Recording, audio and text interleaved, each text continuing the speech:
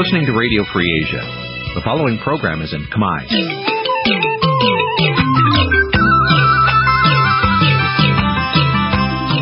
Nǐ chi càm bi tiệp xáy vệt chiu a zì sê ray.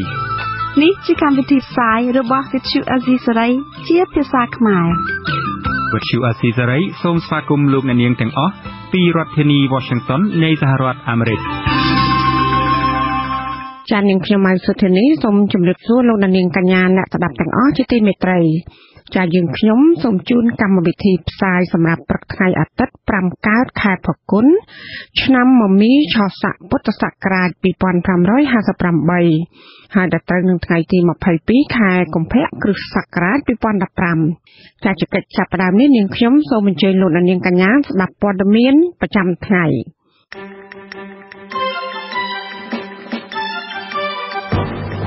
ក្រសួងមហាផ្ទៃផ្ញើលិខិតជូនលោកអាឡិចឲ្យរៀបចំខ្លួនចេញពីប្រទេសកម្ពុជាមន្ត្រីសង្គមស៊ីវិលស្នើឲ្យរាជរដ្ឋាភិបាលយកចិត្តទុកដាក់លើកកម្ពស់ជីវភាពរបស់កងកម្លាំងប្រដាប់អាវុធកម្មកររោងចក្រកាត់ដេរស្បែកជើងជិត50នាក់ដួលស្លាប់នៅក្នុងខេត្តកំពង់ឆ្នាំងចំនួនគ្រោះថ្នាក់ចរាចរណ៍មានការថយចុះប៉ុន្តែគ្រោះអគ្គិភ័យកើនឡើងក្នុងអំឡុងពេលប្រពន្ធចូលឆ្នាំចិនវៀតណាមហើយនឹងព័ត៌មានសំខាន់មួយចំនួនទៀតជាបន្តទៅទៀតនេះនាងខ្ញុំម៉ៅសុធានីសូមជូនព័ត៌មានទាំងនោះពិស្ដាមន្ត្រីជាន់ខ្ពស់ក្រសួងមហាផ្ទៃឲ្យដឹងថាអគ្គនាយកដ្ឋានអន្តរប្រវេសន៍កំពុងរៀបចំលិខិតមួយច្បាប់ជូនដំណឹងទៅលោក Alejandro Gonzalez Davidson ស្ថាបនិកអង្គការមេដាធម្មជាតិឲ្យរៀបចំខ្លួនចាក់ចេញពីប្រទេសកម្ពុជាដោយសារតែទឹកដីការរបស់លោកផុតកំណត់កាលពីថ្ងៃទី20ខែកុម្ភៈទោះបីជាអាឡិចកំពុងរស់នៅក្នុងប្រទេសកម្ពុជាជាជនអន្តោប្រវេសន៍ខុសច្បាប់ក្តី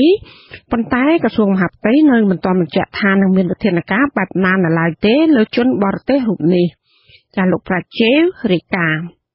លិខិតរបស់ក្រសួងមហាផ្ទៃជូនដំណឹងដល់លោកអាឡិចឲ្យបានដឹងថាគេកំពុងរស់នៅខុសច្បាប់ហើយក្នុងប្រទេសកម្ពុជាក្នុងករណីនេះអ្នកនាំពាក្យក្រសួងមហាផ្ទៃអះអាងថា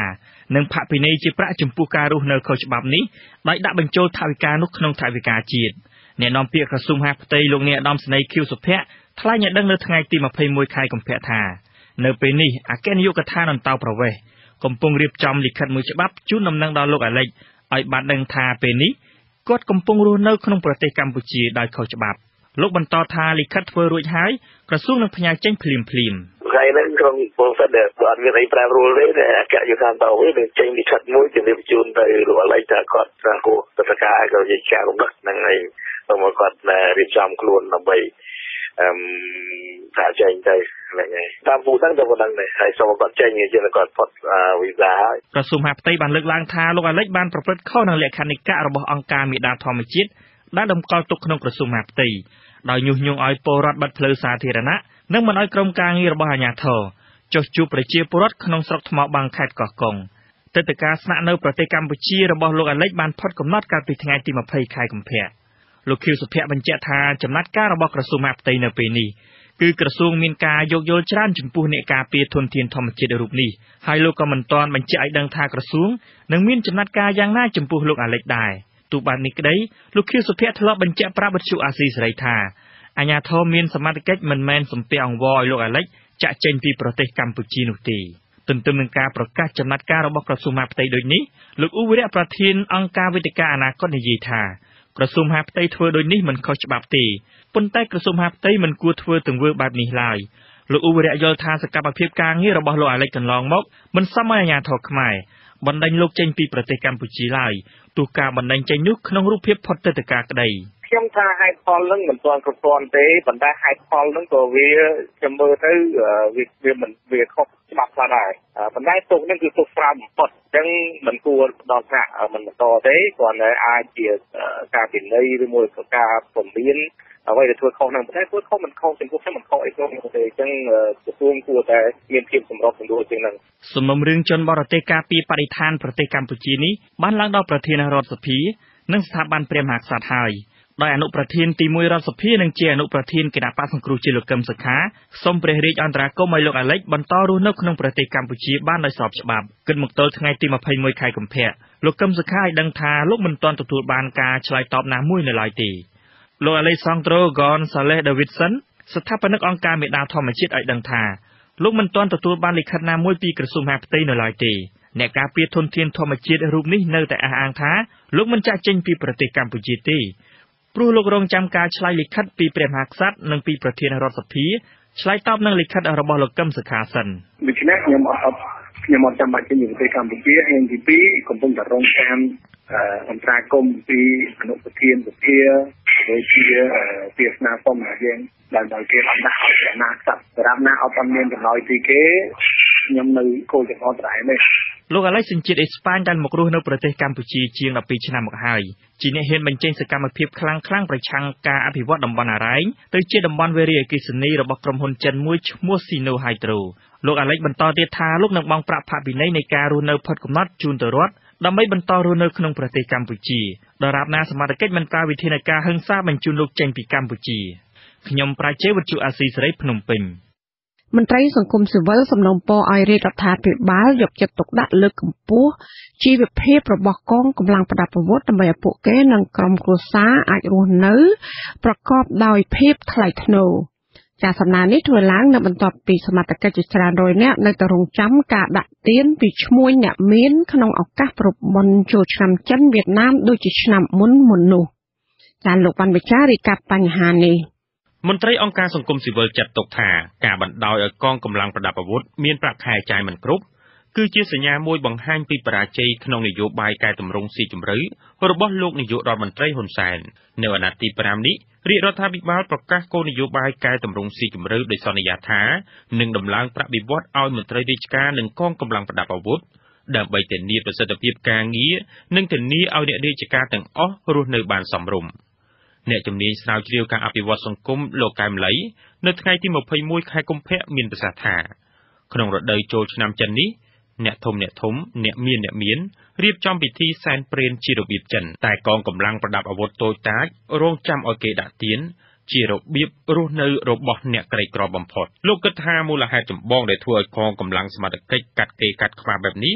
គឺគ្មានអ្វីធំដុំក្រៅពីភាពក្រីក្រនោះឡើយលោកបញ្ជាក់ថាមានវិធីរកប្រាក់ច្រើនណាស់ដែលអាចធ្វើឲ្យរាជរដ្ឋាភិបាលដំឡើងប្រាក់ខែឲ្យមន្ត្រីរាជការនិងកងកម្លាំងប្រដាប់អាវុធបាន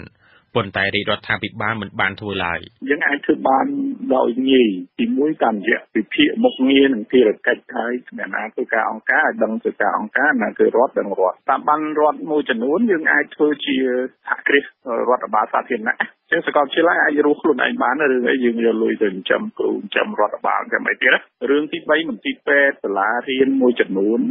នៅតំបន់ទីប្រជុំជននៅក្នុងចំណោមអ្នកមានយើងអាចធ្វើ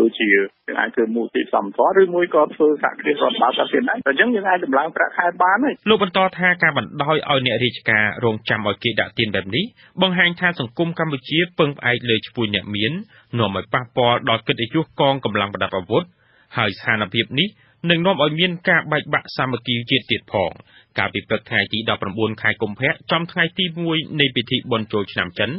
កងកម្លាំងនគរបាលទាហានកងរាជអាវុធហត្ថរាប់រយនាក់នាំគ្នាទៅតម្រង់ជួររងចាំអាំងប៉ាវពីគ្រួសារឈ្មួញវិនិយោគតំបន់បឹងកក់និងជាសមាជិកប្រសិទ្ធិគណៈបកកណ្ដាលអំណាចលោកឡៅមិញឃីនប៉ុន្តែក្រុមគ្រួសារថៅកែទិញដីបឹងកក់នេះមិនបានឲ្យអាំងប៉ាវដល់សមត្ថកិច្ចដូចឆ្នាំមុនឡើយដោយសំអាងថាខ្លាចអ្នកកាសែតផ្សាយអាក្រក់ពីរឿងនេះក្រុមសមត្ថកិច្ចផ្ដល់បទសម្ភាសន៍ដល់អ្នកកាសែតក្នុងស្រុកថាពួកគាត់មានជីវភាពខ្វះខាតទើបសម្រេចចិត្តមកសុំការដាក់ទានពីអ្នកមានសមត្ថកិច្ចខ្លះថែមទាំងអន់ចិត្តចំពោះអ្នកសារព័ត៌មានទៀតផងពួកគាត់ចោទថាគឺមកពីអ្នកកាសែតនេះហើយដែលធ្វើឲ្យពួកគាត់ខានបានប្រាក់អំណោយនោះមន្ត្រីជាន់ខ្ពស់អង្គការការពារសិទ្ធិមនុស្សលីកាដូលោកអំសំអាតមានប្រសាសន៍ថាទង្វើរបស់កងកម្លាំងប្រដាប់អាវុធដែលចាំយកទានពីអ្នកមាននេះគឺជាការបង្ហាញយ៉ាងច្បាស់ថារាជរដ្ឋាភិបាលអសមត្ថភាពលោកបញ្ជាក់ថាកាលពីឆ្នាំមុនឈ្មោះអ្នកមានតែងតែប្រើប្រាស់ទាននិងលុយដើម្បីទាក់ទាញទឹកចិត្តកងកម្លាំងឲ្យគាំទ្រពួកគេហើយងាយស្រួលរំលោភបំពានលើសិទ្ធិសេរីភាពរបស់ប្រជាពលរដ្ឋអ្វីដែលសំខាន់គឺរដ្ឋាភិបាលត្រូវតែលើកកម្ពស់ទៅលើមន្ត្រីរាជការនិងកងកម្លាំងប្រដាប់អាវុធឲ្យគាត់ទទួលបានប្រាក់ខែគ្រប់គ្រាន់ណាក្នុងជីវភាពរស់នៅគាត់អនុវត្ត ទួលនីតិក្នុងនាមជាកងកម្លាំងអភិក្រិតបើសិនជាកងកម្លាំងមួយចំនួនក៏ទទួលអង្គការពីអ្នកដែលមានទ្រព្យធននៅពេលដែលអ្នកមានទ្រព្យធននឹងមានបញ្ហាអីអញ្ចឹងចង់បញ្ចង់កងកម្លាំងទាំងអស់ហ្នឹងក៏ត្រូវតែគ្រប់គ្រងទៅលើអ្នកទាំងអស់ហ្នឹងហើយទោះជាបែបណាក្តីលោកនាយករដ្ឋមន្ត្រីហ៊ុនសែនធ្លាប់សន្យាថារាជរដ្ឋាភិបាលនឹងដំឡើងប្រាក់បៀវត្សឲ្យមន្ត្រីរាជការនិងកងកម្លាំងប្រដាប់អាវុធទាំងអស់ទាបបំផុតចំនួន1 លានរៀលនៅក្នុងឆ្នាំ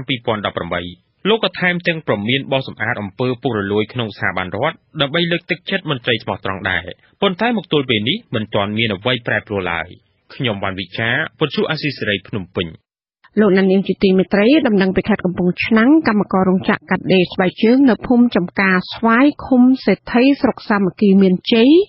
ជិត50នាក់បានដួលសន្លប់ពីព្រោះផិតភ័យដោយសារតែឆេះស្បែកនិងផ្ទុះម៉ាស៊ីនកម្ដៅស្បែកកាលពីរសៀលថ្ងៃទី21ខែកុម្ភៈម្សិលមិញមន្ត្រីសហជីពត្រីកម្មករនៃប្រជាជាតិកម្ពុជាសាខាខេត្តលោកកានសុកវីបានឲ្យដឹងថាកម្មករបានដួលសន្លប់ជាលើកទី1ដោយសារភ័យស្លន់រត់បុកគ្នាចេញពីរោងចក្របន្ទាប់ពីដឹងថាម៉ាស៊ីនកម្ដៅស្បែកបានឆេះនៅពេលដែលយកស្បែកទៅកម្ដៅហើយកម្មករមួយចំនួនទៀតបានដួលសន្លប់លើកទី2នៅពេលដែលថៅកែហៅឲ្យចូលធ្វើការវិញដោយសារតែធំក្លិនឈួលនៅក្នុងបរិវេណរោងចក្រកម្មករគាត់យកស្បែកដេកបែកជើងយើងហ្នឹងទៅកម្ដៅនៅក្នុងម៉ាស៊ីនកម្ដៅពេលនោះម៉ាស៊ីនកម្ដៅហ្នឹងវាបានឆេះឡើងហើយកម្មករក៏គាត់បានយកបំពង់ពន្លត់អគ្គិភ័យយកទៅបាញ់ពន្លត់វាទៅរលត់ប៉ុន្តែករណីនោះគឺកម្មករគាត់បានទុកចេញមកខាងក្រៅណាបងតែអាគារក្រៅពីកម្មករគាត់បាញ់ពន្លត់មកពេលនោះក្រុមហ៊ុនក៏បានឲ្យកម្មករចូលធ្វើការតាមកន្លែងរៀងៗខ្លួនវិញបាទហើយពេលនោះទៅអាផ្សែងដែលយើងបាញ់ពន្លត់អគ្គិភ័យហ្នឹងវានៅវិលវល់នៅក្នុងអាគារហ្នឹងពេលនោះគឺកម្មករគាត់ចាប់ផ្ដើមសន្លប់តែម្ដងតគ្នាខ្ញុំក្លិនពីជរហ្នឹងទី1ធំជរបែកជើងទី2យើងធំក្លិនផ្សែងយកផលិតអគ្គិភ័យហ្នឹងកម្មការនីដែលកំពុងសម្រាកក្នុងមន្ទីរពេទ្យបានដឹងថានាងសន្លប់ដោយសារធំក្លិនក្នុងអាគាររោងចក្រហើយនឹងមានអារម្មណ៍ភ័យខ្លាចពេលឃើញអ្នករួមការងារបានដួលសន្លប់និងប្រកាសជាបន្តបន្ទាប់ចាមន្ត្រីសហជីពបន្តថាកម្មករមួយចំនួនត្រូវគេបញ្ជូនយកទៅសង្គ្រោះនៅមន្ទីរពេទ្យបង្អែកស្រុកកំពង់ត្រឡាចនិង clinic ឈ្មោះតែវណ្ណាកម្មករមួយចំនួនដែលបានដឹងខ្លួនវិញក៏បានត្រឡប់ទៅផ្ទះរៀងខ្លួនចាលោកនាងជាទីមេត្រីនៅខេត្តបន្ទាយមានជ័យឯនោះវិញប្រជាពលរដ្ឋប្រមាណជា100នាក់នៅភូមិបង្រសង្កាត់កំពង់ស្វាយក្រុងស្រីសុភ័ណ្ឌបាននាំគ្នាតវ៉ាកាលពីម្សិលមិញនៅមុខសាលាខេត្តដើម្បីស្នើសុំអន្តរាគមន៍បញ្ឈប់សកម្មភាពឈូសឆាយរំលោភលើដីរបស់ពួកគាត់ពីសំណាក់មេបញ្ជាការយោធាខេត្តអ្នកភូមិបានដឹងថាផ្ទៃដីដែលគ្រឿងចាក់កាយធ្វើប្រឡាយទឹកនោះមានទំហំប្រមាណជាង50ហិកតាដែលជាកម្មសិទ្ធិដីរបស់ប្រជាពលរដ្ឋចំនួន80គ្រួសាររស់នៅតំបន់នោះតំណាងអ្នកភូមិម្នាក់គឺលោកណាន់សវនថ្លែងថាមូលហេតុដែលពួកគាត់នាំគ្នាតវ៉ានេះគឺដោយសារតែគ្រឿងចាក់របស់លោកភ្លុនតារាមេបញ្ជាការកងប្រតិបត្តិការសឹករងខេត្តបន្ទាយមានជ័យចំនួន2គ្រឿងកាយដីធ្វើប្រឡាយទឹកលើដីរបស់ប្រជាពលរដ្ឋហើយដែលស្ថិតនៅខាងក្រោយសាលាក្រុងសេរីសុភ័ណ្ឌតវ៉ាដើម្បីរក្សាដីក្រុមអាងដែលរដ្ឋាភិបាលជែកអុយជាកម្មសិទ្ធិតាំងពី79មុនហ្នឹងតាំងពី79 80មុនហ្នឹងតវ៉ាយកហ្នឹងឯងវាយកអក្សការមកជោគបំផ្លាញដីគៀងឃូងដើម្បីវាជោគយកដីលក់បណ្ដោយ1 លាន 10,000ឈ្មោះភ្លុនតារាហៅហុងប្រធានយុធាខេត្តបន្ទាយមានជ័យហ្នឹងវិទ្យុអស៊ីសេរីពុំអាចតាក់ទងមេបញ្ជាការសឹករងខេត្តបន្ទាយមានជ័យលោកភ្លុនតារាដើម្បីសុំការបញ្ជាក់ជុំវិញបញ្ហានេះបានទេកាលពីម្សិលមិញទោះជាយ៉ាងនេះក្តីការតវ៉ានៅមុខសាលាខេត្តពុំទទួលបានលទ្ធផលឡើយម្ល៉េះហើយអ្នកភូមិក៏បានលើកគ្នាទៅទប់ស្កាត់គ្រឿងចាក់ឲ្យបញ្ឈប់សកម្មភាពឈូសឆាយនោះចំណែកឯគ្រឿងចាក់វិញក៏បានដកថយចេញពីដីនោះក៏ប៉ុន្តែពុំមានបង្កហិង្សាដាក់គ្នានោះទេចាលោកនាងកញ្ញាកំពុងស្ដាប់កម្មវិធីផ្សាយរបស់វិទ្យុអាស៊ីសេរីពីរដ្ឋធានី Washington អ្នកស្រុករស់នៅខេត្តកណ្ដាលឲ្យដឹងថាសកម្មភាពបូមខ្សាច់នៅក្នុងទន្លេមុខព្រះបរមរាជវាំងក្នុងទន្លេបាសាក់និងទន្លេមេគង្គនៅតែបន្តសកម្មភាពយ៉ាងអនាធិបតេយ្យនៅពេលយប់តើក្រសួងរាយនឹងធម្មពលនិងគណៈកម្មការគ្រប់គ្រងធនធានខ្សាច់ចាត់វិធានការដោយម្ដេចខ្លះចំពោះករណីបូមខ្សាច់ទន្លេនេះលោកនាងនឹងបានស្ដាប់សេចក្តីរាយការណ៍នៅពឹស្ដានាពេលបន្តិចទៀតនេះ ចាលោកនាយកទីមេត្រីនៅខេត្តព្រះសីហនុមន្ត្រីមន្ទីរទេសចរខេត្តបានដឹងថាចំនួនភ្ញៀវទេសចរចូលមកទស្សនាខេត្តនេះមានការកើនឡើងក្នុងឱកាសប្រពន្ធចូលឆ្នាំចិនវៀតណាមចំណែកបញ្ហាគ្រោះថ្នាក់ចរាចរណ៍និងបញ្ហាកកស្ទះវិញនោះ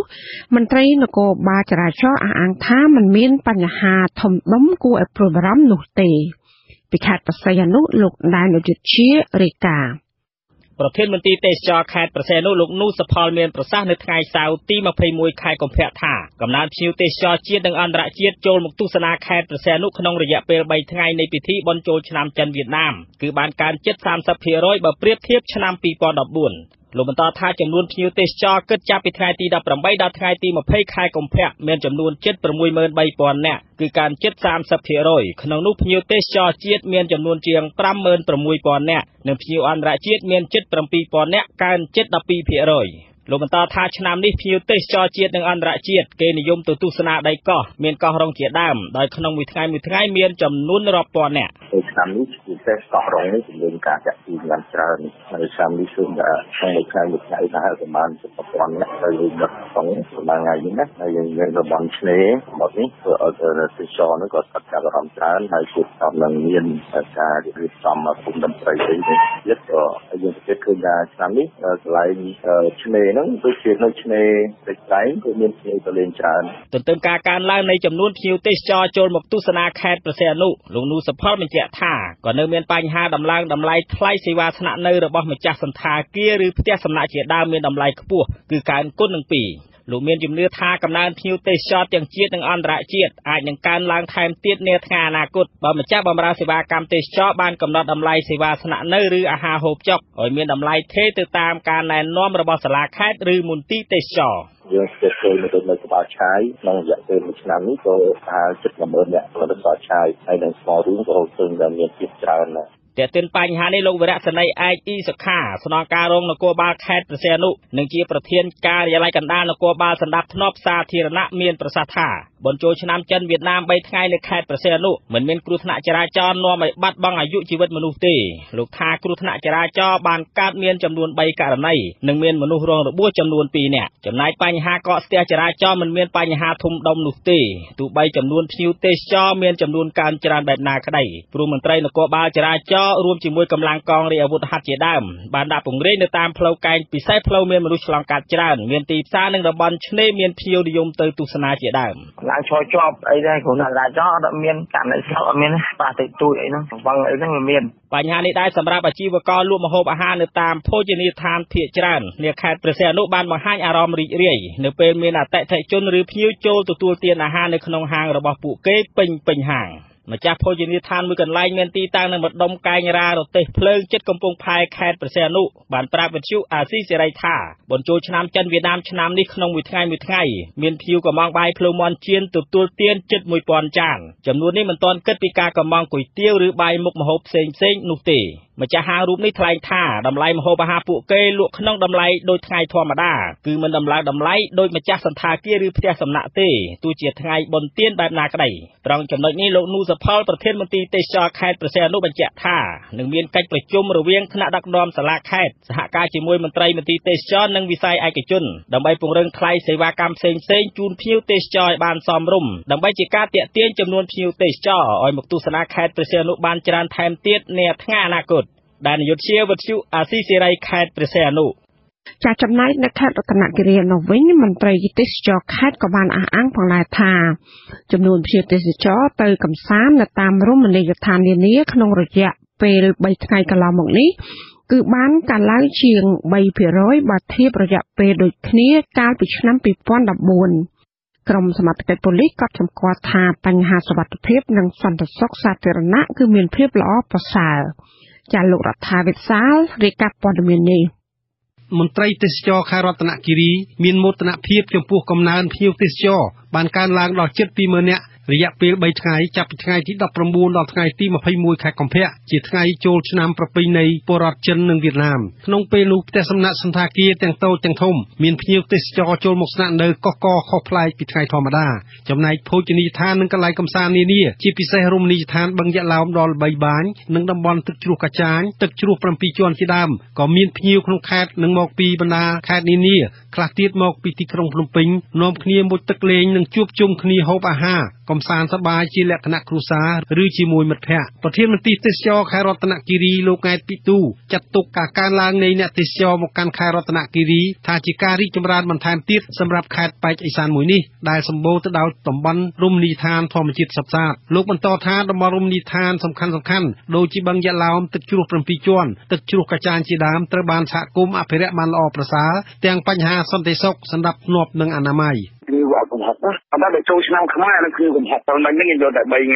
ងៃតាំងពីថ្ងៃចូលនឹងតាមចរាចរណ៍ណែនាំនឹងគឺយើងទទួលបាន18556នាក់បរទេសបាន460នាក់ពីហ្នឹងប៉ុន្តែឥឡូវឡានមកក្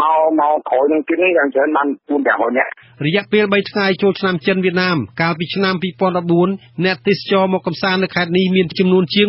18000 នាក់អធិការប៉ូលីសក្រុងបានលងលោកហួតបូរីក៏សម្គាល់ថាសន្តិសុខនិងគ្រោះថ្នាក់ចរាចរណ៍មានលក្ខណៈល្អប្រសើរគ្មានប្រជាពលរដ្ឋឬអ្នកទេសចរណាជួបប្រទះនៅបញ្ហាអសន្តិសុខករណីចោរកម្មឬមានគ្រោះថ្នាក់ចរាចរណ៍ធ្ងន់ធ្ងរអ្វីនោះឡើយលោកថាកងកម្លាំងនគរបាលត្រូវបានដាក់ប្រចាំការតាមតំបន់រមណីយដ្ឋាននិងតាមផ្លូវសាធារណៈដើម្បីការពារសុវត្ថិភាពជូនប្រជាពលរដ្ឋនិងហាមប្រាមមិនឲ្យលេងរំសេវឬផាវបង្កការភ្ញាក់ផ្អើលដល់ពលរដ្ឋនោះទេអត់មានអីទៅក្នុងក្រុងបន្លុងមានស្ងាត់ស្ងៀមល្អករណីអីខ្លះឡើងចរាចរណ៍មានមួយបោះស្រាលហើយវាតិចតួចបងហាមខាត់រឿងបានគ្មានតិចតួចអាជ្ញាធរក្រុងបានលុងឲ្យដឹងថានេះឆ្នាំ2015នេះសន្តាគារនិងផ្ទះសំណាក់បានកើនឡើងរហូតជាង1000បន្ទប់ក្នុងនោះសន្តាគារមាន16កន្លែងនិងផ្ទះសំណាក់មាន35កន្លែងដោយឡែកមានសន្តាគារខ្នាតទំនើបចំនួន5និងតំបន់កំសាន្តទំនើបមានអាងហែលទឹកចំនួន3បានសាងសង់រួចអ្នកទេសចរមកពីទីក្រុងភ្នំពេញលោកសួនច័ន្ទពលកបង្ហាញអារម្មណ៍សប្បាយរីករាយ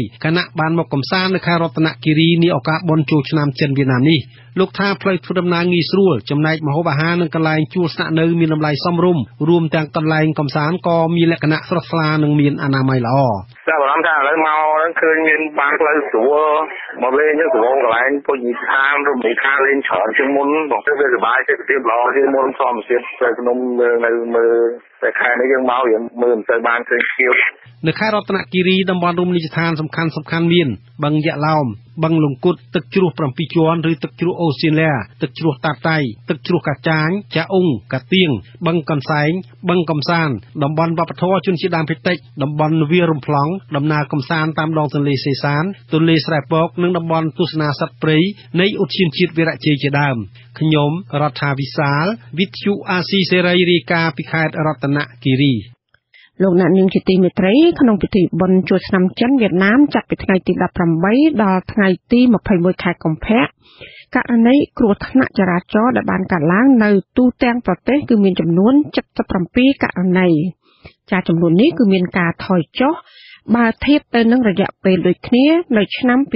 2014សូមស្ដាប់សេចក្តីរាយការណ៍របស់លោកយាងសុជាមេតាជុំវិញស្ថានភាពគ្រោះថ្នាក់ចរាចរណ៍នេះដូចតទៅរបាយការណ៍បឋមរបស់នាយកដ្ឋានសណ្ដាប់ធ្នាប់នៃអគ្គស្នងការដ្ឋាននគរបាលជាតិបង្ហាញថាស្ថានភាពគ្រោះថ្នាក់ចរាចរណ៍ក្នុងប្រទេសកម្ពុជាក្នុងកំឡុងបុណ្យចូលឆ្នាំចិនឆ្នាំនេះប្រសើរជាងឆ្នាំមុនប្រធាននាយកដ្ឋានសណ្ដាប់ធ្នាប់នៃអគ្គស្នងការដ្ឋាននគរបាលជាតិលោកអែលសំនៀងឲ្យដឹងនៅថ្ងៃទី21កុម្ភៈថាគិតត្រឹមម៉ោង12ថ្ងៃត្រង់ថ្ងៃទី21កុម្ភៈចំនួនគ្រោះថ្នាក់ចរាចរណ៍ដែលបានកើតឡើងនៅទូទាំងប្រទេសមានទាំងអស់77ករណីគ្រោះថ្នាក់ចរាចរណ៍ទាំងអស់នេះបានបណ្ដាលឲ្យមានមនុស្សស្លាប់29នាក់និងរបួសសរុប151នាក់ក្នុងនោះអ្នករបួសធ្ងន់មានចំនួន87នាក់ហើយស្រាលចំនួន64នាក់លោកឯសំនៀងឲ្យដឹងបន្ថែមថាគ្រោះថ្នាក់ចរាចរណ៍ក្នុងពិធីបុណ្យចូលឆ្នាំចិនឆ្នាំនេះបានធ្វើឲ្យខូចខាតម៉ូតូសរុប90គ្រឿងរថយន្តតូច30គ្រឿងនិងរថយន្តធំចំនួន1គ្រឿងលោកបញ្ជាក់ដែរថាខេត្តក្រុងដែលមានគ្រោះថ្នាក់ចរាចរណ៍កើតឡើងច្រើនជាងគេគឺរាជធានីភ្នំពេញខេត្តកំពតនិងខេត្តកំពង់ធំយ៉ាងណាលោកមិនទាន់អាចផ្ដល់ព័ត៌មានលម្អិតអំពីទំហំខូចខាតជាទឹកប្រាក់នៅឡើយទេ ចំណែកមូលហេតុចម្បងដែលបណ្ដាលឲ្យមានគ្រោះថ្នាក់ចរាចរណ៍កើតឡើងលោកឯកសំនៀងបញ្ជាក់ថាគឺបណ្ដាលមកពីការបើកបរលឿននិងការបើកបរក្នុងពេលស្រវឹងនេះខ្ញុំបញ្ជាក់ថាចំនួនអ្នកស្លាប់ដែលនៅលើថ្នល់ខ្ញុំជម្រាបជូនប៉ូលីសវាធ្វើការយ៉ាងហ្នឹងប៉ុន្តែនៅមន្ទីរពេទ្យដែលនឹងជាតួលេខរបស់មន្ទីរពេទ្យទៅទៀតនេះជារបាយការណ៍ជំហានដំបូងដែលយើងខ្ញុំទទួលបាន4ថ្ងៃបាទនៅ4ថ្ងៃ18 19 20 21បាទតែ21នេះយើងគិតទៅត្រឹមតែម៉ោង12ព្រោះម៉ោង12គឺយើងមិនទាន់បានទទួលទេណាខ្ញុំជូនអញ្ចឹងនេះរយៈពេលដូចគ្នានឹងឆ្នាំទៅមិញអញ្ចឹងយើងឃើញថាមានថយហើយចំនួនគូថ្នាក់នេះក៏គូថ្នាក់ធ្ងន់អីក៏វាតិចជាងឆ្នាំទៅមិញដែរទោះជាយ៉ាងណាក៏ដោយលោកឯកសំនៀងបញ្ជាក់ថាទាំងចំនួនករណីគ្រោះថ្នាក់ចរាចរណ៍ទាំងចំនួនអ្នកស្លាប់អ្នករបួសនិងការខូចខាតនៅឆ្នាំនេះគឺមានចំនួនតិចជាងបើធៀបទៅនឹងរយៈពេលដូចគ្នាកាលពីពេលចូលឆ្នាំចិនឆ្នាំមុនបើតាមប្រធាននាយកដ្ឋានសណ្ដាប់ធ្នាប់រូបនេះកាលពីឆ្នាំ2014គ្រោះថ្នាក់ចរាចរណ៍មានទាំងអស់98ករណីអ្នកស្លាប់33នាក់និងអ្នករបួសសរុបទាំងអស់197នាក់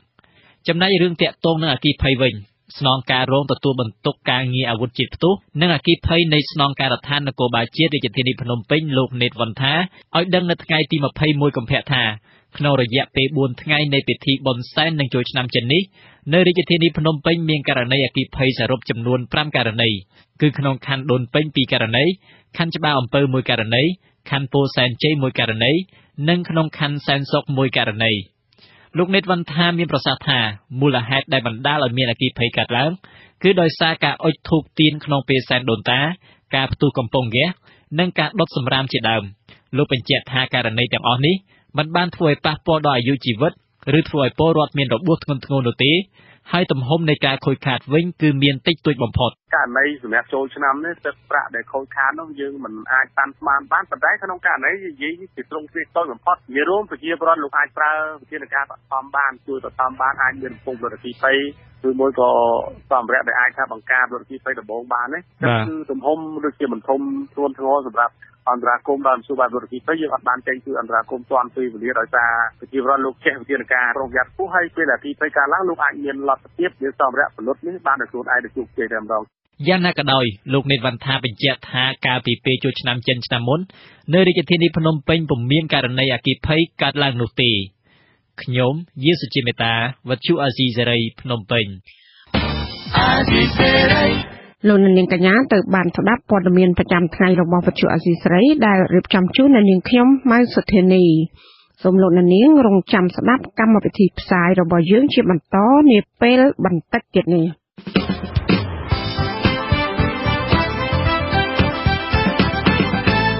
ចាលោកនាងកញ្ញានិងប្រិយមិត្តអ្នកស្ដាប់ជាទីមេត្រីនៅក្នុងកម្មវិធីផ្សាយជាបន្តទៅទៀតនេះយើងខ្ញុំមានបទសម្ភាសន៍ជាមួយប្រធានផែនការនៃសហព័ន្ធខ្មែរកម្ពុជាក្រោមជុំវិញខ្លឹមសារនៃជំនួបជាមួយមន្ត្រីការបរទេសសហរដ្ឋអាមេរិកស្ដីពីការរំលោភសិទ្ធិពលរដ្ឋខ្មែរក្រោមនៅកម្ពុជាចាសសេចក្តីរាយការណ៍អំពីសកម្មភាពបូមខ្សាច់ក្នុងទន្លេកំពុងកើតមានយ៉ាងអនាធិបតេយ្យតំបន់រមណីយដ្ឋានទេសចរនិងជាទីសក្ការៈបូជាព្រះអង្គធំនៅទួលអស់លោកបារាយអណ្ដែតក្នុងខេត្តព្រៃវែងហើយនៅចុងកម្មវិធីលោកអ្នកនឹងបានស្ដាប់ព័ត៌មានបញ្ចប់ចាសសូមអញ្ជើញលោកនាងកញ្ញាស្ដាប់សេចក្តីរាយការណ៍និងបទសម្ភាសន៍ទាំងនេះជាបន្តបន្ទាប់ដោយមេត្រី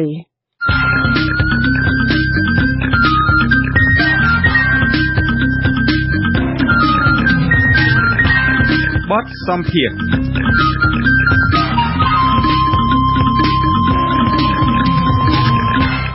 លោកនាងជាទីមេត្រីលោកត្រឹងម៉ាន់ណារិនប្រធានផែនការនៃសហព័ន្ធខ្មែរកម្ពុជាក្រោមកាលពីថ្ងៃសុក្រទី20ខែកុម្ភៈបានជួបជាមួយនឹងមន្ត្រីក្រសួងការបរទេសទទួលបន្ទុកកិច្ចការអាស៊ីខាងកើតនិងប៉ាស៊ីហ្វិកគឺលោក Charles Thomas នៅរដ្ឋធានី Washington ដើម្បីផ្ដល់ព័ត៌មានលម្អិតពីការរំលោភសិទ្ធិមនុស្សមកលើខ្មែរកម្ពុជាក្រោមនៅក្នុងប្រទេសកម្ពុជាចាសសូមលោកនាងស្ដាប់បទសម្ភាសន៍របស់លោកយុនសមៀននិងលោកត្រឹងម៉ាន់ណារិនជុំវិញសារៈសំខាន់នៃជំនួបនេះដូចតទៅបាទជំរាបសួរលោកត្រឹងម៉ាន់ណារិនតើនៅក្នុងជំនួបនោះលោកបានលើកយកបញ្ហារំលោភសិទ្ធិមនុស្សខ្មែរក្រោមអ្វីខ្លះដែរទៅប្រាប់មន្ត្រីការបរទេសសហរដ្ឋអាមេរិក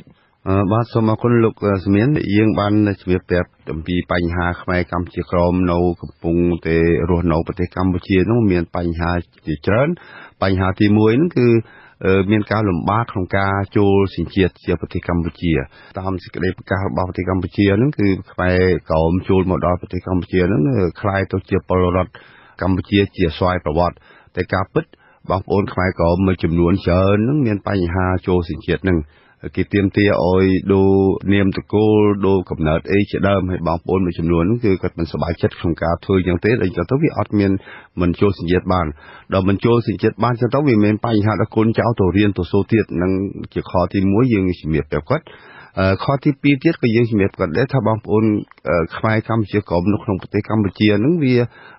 ការសន្តិសុខហ្នឹងក៏វាមិនសូវមានបានពេញលេញដែរឧទាហរណ៍ថាទៅចាប់ខ្លះហ្នឹងក៏វាមិនសមហេតុផលណា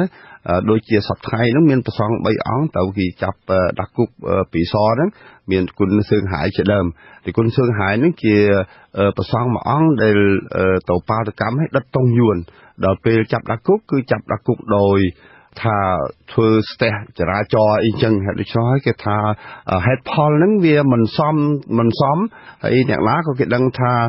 ចាប់ទីគុណសឿងហាយហ្នឹងវាជារឿងនយោបាយវាជារឿងតាក់ទិនដល់ដិតតង់ជាតិរបស់បងយួនហើយទី3ទៀតដោយសារតែប្រទេសកម្ពុជានេះជំរាបប្រាប់ទៅពិភពលោកទៅអង្គការសហប្រជាជាតិថាខ្មែរក្រមនឹងចូលមកដល់ប្រទេសកម្ពុជាជាស្វ័យប្រវត្តិខ្លាយទៅជាខ្មែរដល់អញ្ចឹងអង្គការសហប្រជាជាតិគេក៏បដិសេធជាអ្នកភៀសខ្លួននយោបាយដែរគឺនៅប្រទេសកម្ពុជានឹងគេថានេះនៅប្រទេសខ្មែរស្រួលហើយភៀសខ្លួនទៀតណាបាទក្នុងជំនួបនោះតើលោកមានសំណូមពរអ្វីខ្លះដែរដល់សហរដ្ឋអាមេរិកដើម្បីឲ្យមានជំរុញការគោរពសិទ្ធិមនុស្សយើងប្រាប់គេបបត់បញ្ហាបងខ្មែរក្រមអញ្ចឹងហើយសូមឲ្យគេនឹងជួយធ្វើអន្តរាគមន៍តាមអ្វីដែលគេអាចធ្វើទៅបានខទី1ខទី2ទៀតយើងចង់សុំឲ្យគេនឹងជួយទៅដល់អង្គការសមាគមខ្មែរកម្ពុជាក្រមនៅប្រទេសកម្ពុជានឹងដើម្បីគ្នាមានលទ្ធភាពទៅធ្វើកិច្ចការដែលមានបញ្ហាមិនមានចឹងគឺថាគោលបំណងយើងចង់សម្រួលណាចង់សម្រួលឲ្យបងប្អូនខ្មែរក្រមនោះបានសុខហើយនឹងប្រទេសកម្ពុជារដ្ឋាភិបាលនឹងក៏បានសុខទៅតាមនឹងដែរបាទថ្មីនេះដែរសាលារាជធានីភ្នំពេញបានចុះទៅពិនិត្យវត្តសាមគ្គីរាំងសីដែលជាវត្តខ្មែរក្រមតើលោកយល់យ៉ាងណាដែរសាលាក្រុងភ្នំពេញចុះត្រួតពិនិត្យនៅវត្តសាមគ្គីរាំងសីអានេះវាជារឿងមួយវាមិនដែលមានតាំងពីដើមមកនោះវាមិនដែលមានមន្ត្រីរដ្ឋាភិបាលណាចូលទៅក្នុងវត្តនឹងត្រួតពិនិត្យនោះអត់មានទេក៏ប៉ុន្តែបើនិយាយពីការត្រួតពិនិត្យនៅវត្តអំពីការស្របច្បាប់របស់វត្តឬក៏ប្រសងស្របច្បាប់វាមិនចាំបាច់ទៅមាននគរបាលអីទៅតាមគិតអីចឹងទេទៅមន្ត្រីតាពីវិន័យទៅហ្នឹងក៏អាចធ្វើកិច្ចការហ្នឹងបានដែរមិនចាប់បាញ់ចឹងទេហើយដូច្នោះហើយការនាំនគរបាលទៅច្រើនចឹងវាជារូបភាពគម្រាមកំហែងណាហើយរូបភាពគម្រាមកំហែងដោយសារតែខាងរដ្ឋាភិបាលនេះចោទថាខ្មែរកម្ពុជាក្រមភាគច្រើនហ្នឹងគឺជាអ្នកគាំទ្របកប្រឆាំងអញ្ចឹងណាហើយយើងខ្មែរកម្ពុជាក្រមជាពិសេសគឺសហព័ន្ធខ្មែរកម្ពុជាក្រមយើងចំហយើងគឺអត់មានទៅកាន់បកនេះឬបកនោះទេយើងចង់សម្រួលឲ្យវាមានការបងប្អូនខ្មែរកម្ពុជាក្រមមករស់នៅប្រទេសកម្ពុជានោះឲ្យបានសុខកូនចៅនឹងបានទៅរៀនសូត្រអានឹងយើងគោលបំណងយើងធំតែប៉ុណ្្នឹងទេនៅប្រទេសកម្ពុជាបាទ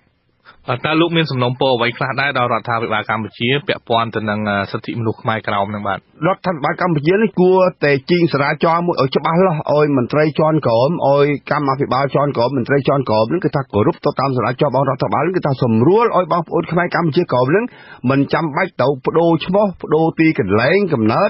ដើម្បីចូលបានសញ្ជាតិនោះទេណាបងប្អូនខ្មែរក្រមជាវាសាច់ឈាមជាខ្មែរពេលណាក៏ប្រកាន់ខ្លួនថានឹងជាខ្មែរដែរហើយដូច្នោះហើយសំណពរធំនេះគឺប៉ុណ្្នឹងឯងគឺថាចង់ឲ្យរដ្ឋាភិបាលនឹងជីងសារាចរមកឲ្យច្បាស់លាស់ឲ្យខាងភូមិនោះឲ្យជួយសម្រួលធ្វើខិតសញ្ជាតិឲ្យបងប្អូនខ្មែរក្រមនោះឲ្យបានស្រួលបាទ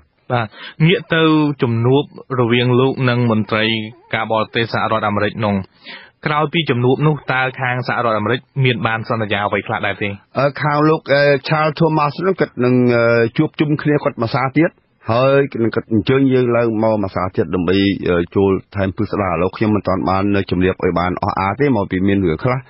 វាខាងក្រសួងការបរទេសនៅពិភាក្សាជាមួយគ្នាទៀតណាលោកមានអ្វីបន្ថែមជាចុងក្រោយដែរទេខ្ញុំគ្រាន់តែថាចង់បានឃើញថាបងប្អូនខ្មែរកម្ពុជាក្រមនៅប្រទេសកម្ពុជានឹងបានសុខហើយមិនចង់ឃើញឲ្យរដ្ឋាភិបាលបើមានដំណោះអីហ្នឹង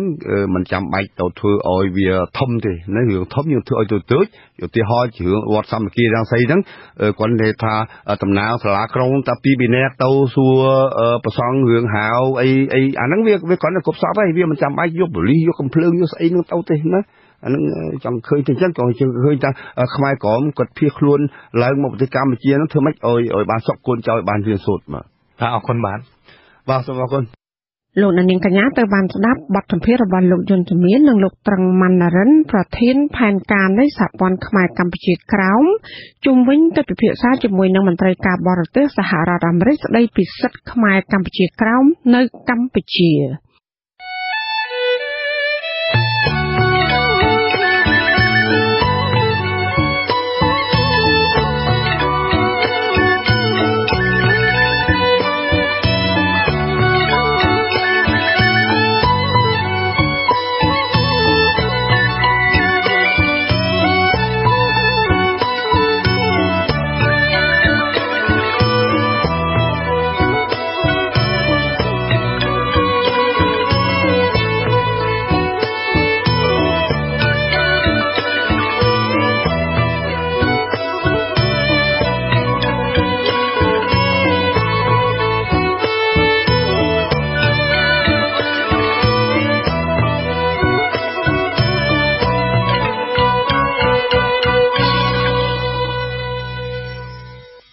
លោកនាងអ្នកស្ដាប់ជាទីមេត្រីឥ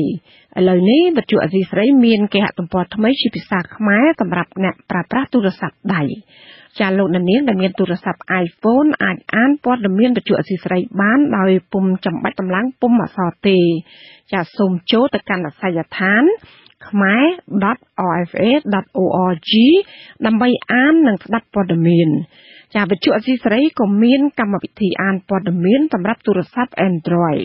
លោកអ្នកអាចស្វែងរកក្នុងគេហទំព័ររបស់យើងខ្ញុំ www.rfa.org/khmer ចំពោះលោកអ្នកនាងដែលប្រើប្រភេទទូរស័ព្ទផ្សេងៗហើយមិនអាចស្ដាប់ឬក៏មើលព័ត៌មានបានទេនោះសូមចូលទៅគេហទំព័រ www.rfa.org/khmer/mobile_help ដើម្បីអានការណែនាំរបៀបដំឡើងឧបករណ៍ជំនួយសម្រាប់អានភាសាខ្មែរចាសសូមអរគុណ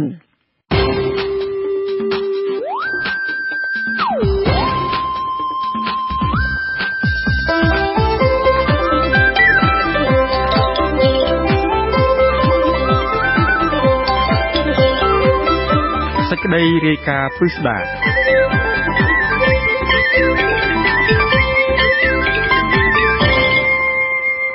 ចាលោកនាងជាទីមេត្រីប្រជាប្រដ្ឋរស់នៅតាមដងទន្លេមេគង្គនិងទន្លេបាសាក់ក្នុងរាជធានីភ្នំពេញនិងខេត្តកណ្ដាលឲ្យដឹងថាកណូតបូមខ្សាច់ជាច្រើនគ្រឿងបានលួចបូមខ្សាច់នៅសង្កាត់ជ្រោយចង្វានិងក្បែរផ្ទះអ្នកស្រុកនៅក្នុងស្រុកលវាអែមនិងស្រុកខ្សាច់កណ្ដាល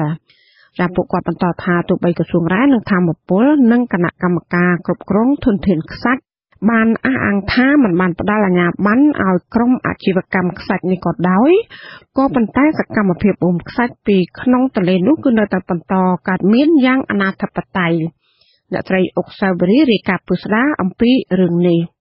ខ្សាច់ជាប្រភេទរ៉ែដែលកំពុងមានសកម្មភាពជួញដូរខ្លាំងក្លាក្នុងប្រទេសកម្ពុជាគណៈការសាងសង់សំណង់នានាកំពុងត្រូវការចាំបាច់បញ្ហាតម្រូវការខ្សាច់ចាំបាច់នេះជំរុញឲ្យមានកណូតច្រើនគ្រឿងលួចធ្វើអាជីវកម្មខ្សាច់នៅក្នុងទន្លេសាបទន្លេបាសាក់ទន្លេមេគង្គលើនិងទន្លេមេគង្គក្រោមក្នុងតំបន់ទាំងនោះហើយដែលក្រសួងរ៉ែនិងធម្មពលនិងគណៈកម្មការគ្រប់គ្រងធនធានខ្សាច់កំពុងហាមឃាត់ពលរដ្ឋរស់នៅតាមដងទន្លេមេគង្គនិងទន្លេបាសាក់ក្នុងរាជធានីភ្នំពេញនិងខេត្តកណ្ដាលបានដឹងថាកណូតបូមខ្សាច់ច្រើនគ្រឿងសំចតនៅក្នុងទន្លេ4មុខនៅមុខព្រះបរមរាជវាំងបានលួចបូមខ្សាច់នៅជ្រោយនៃសង្កាត់ជ្រោយចង្វានិងនៅក្បែរផ្ទះអ្នកស្រុកនៅស្រុកលវាអែមនិងម្ដងម្កាលនៅស្រុកខ្សាច់កណ្ដាលខេត្តកណ្ដាលពួកគាត់បានដឹងថាកណូតទាំងនោះផ្អាកបូមខ្សាច់កាលពីពាក់កណ្ដាលខែមករាប៉ុន្តែមុនចូលឆ្នាំចិនកណូតបង្កើនការបូមមកវិញតែពេលមុនថាជាកន្លះខែមុន